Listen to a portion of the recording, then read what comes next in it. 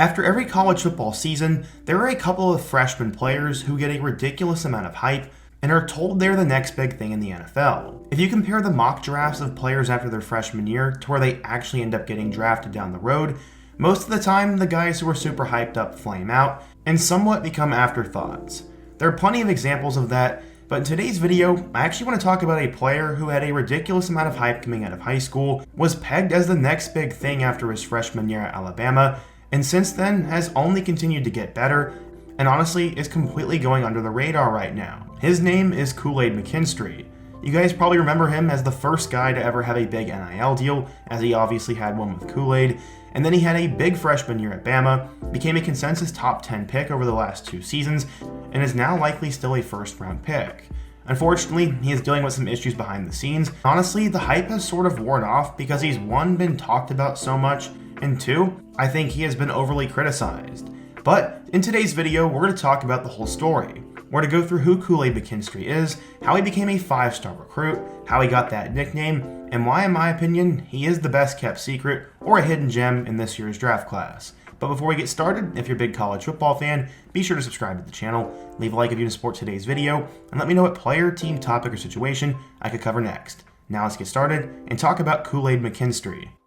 Growing up in the Birmingham, Alabama area, JaQuincy was used to hearing about Alabama football, and he fell in love with the Crimson Tide. He was immersed by Alabama football from a young age and said, quote, "I've been an Alabama fan all my life." You probably know him by his nickname Kool Aid, but where on earth did that come from? He said his grandmother gave him that nickname because he was born smiling. The Kool Aid cartoon character is always seen with a smile on his face, and his grandmother Brenda Allen didn't consider endorsement deals when she nicknamed her son that, but that would certainly come in handy 2 decades later. McKinstry's friend said, quote, "I think the NIL is going to make a lot of changes in the way people do a lot of things. I wouldn't doubt that moms and dads are going to start naming their kids Heinz ketchup or Kraft macaroni." He said that in a joking sense, and you can name your kid whatever you want, but in order to get that NIL deal, your kid has to be in the top tier of performance in college football, and that's hard to do. Luckily, Kool Aid was born to play the game.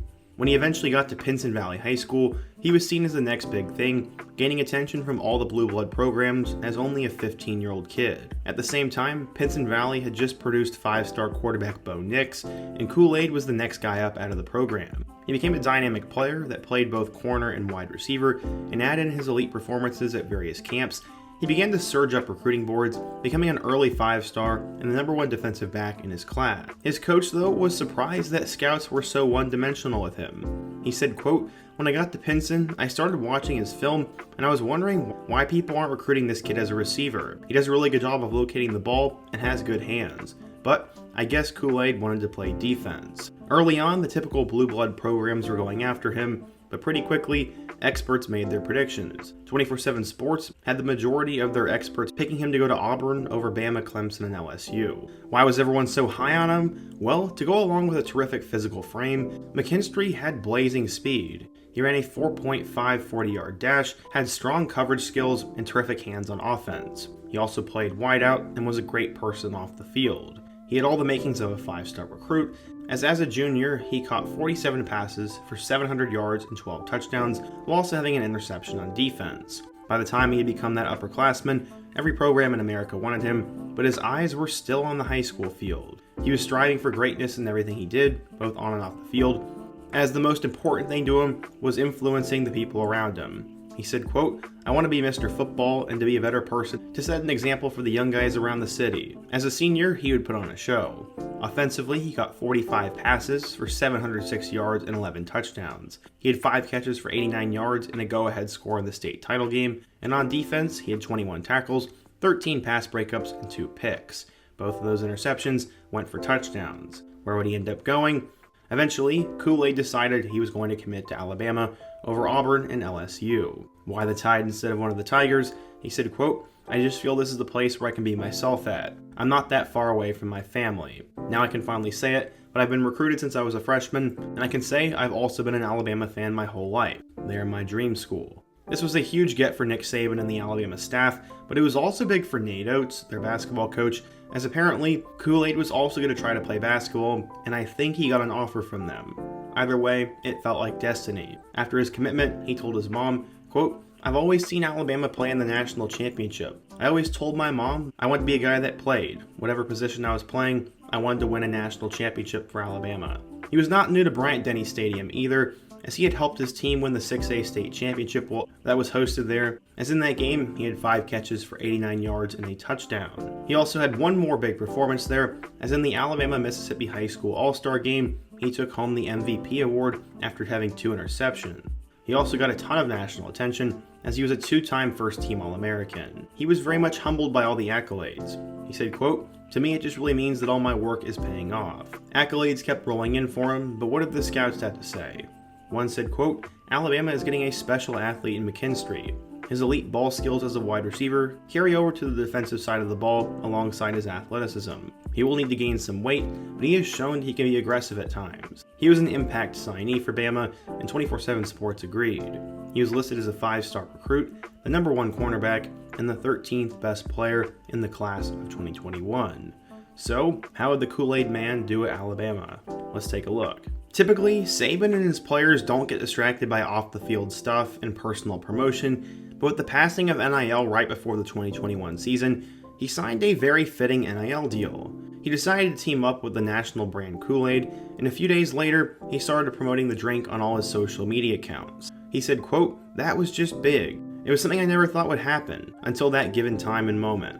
This made him a national sensation overnight, and everyone officially changed his name to that. Obviously, he was going to have a ton of hype on the field because of how good he was in high school, but now he had an off-the-field persona and was going to be a fan favorite. Except he had still never taken a snap, and he was going to have to please both the brand and scouts if he wanted to make the NFL. Luckily, he'd get a chance to make the 2 deep going into the season, but a few more dominoes would fall, and he had a really solid first year. Both Josh Jobe and Jalen Armour-Davis both struggled with injuries, and that is why McKinstry ended up seeing the field against Mercer, and he saw ample playing time in 4 critical games to end the year as well. He ended up registering 4 tackles against #1 Georgia in the SEC championship game, and even had a sack against Auburn in their 4-overtime thriller. He'd help Alabama get to the college football playoff, where he'd have a season-high 5 tackles in their win over #4 Cincinnati. I also failed to mention that he had an interception against Mercer, and all in all, he had a really good first year. He finished with 26 tackles, 1 sack, 1 interception, and 1 pass deflection. It's not often that true freshmen get to play like this for Bama,